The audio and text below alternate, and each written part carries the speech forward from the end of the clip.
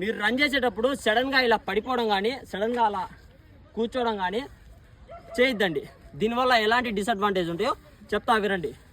Number 1, మనం run చేసేటప్పుడు మన బాడీలో బ్లడ్ సర్క్యులేషన్ అనేది చాలా ఫాస్ట్గా ఉంటుంది. ఓకేనా? సడన్గా మన బ్లడ్ సర్క్యులేషన్ మన బ్రెయిన్లో ఆగిపోవడం వల్ల తల తిరుగుతున్నట్లు కళ్ళు తిరుగుతున్నట్లు అనిపిస్తాయి. నెంబర్ 2, మనం రన్ చేసేటప్పుడు మన హార్ట్ రేట్ అనేది చాలా ఫాస్ట్గా ఉంటుంది. సడన్గా ఆగిపోవడం వల్ల మనకు ఒక ఫీలింగ్ అయితే వస్తుంది, హార్ట్ షాక్లు అయితే ఉంటుంది, గుండె ఆగినంత ఫీలింగ్ అయితే వస్తుంది.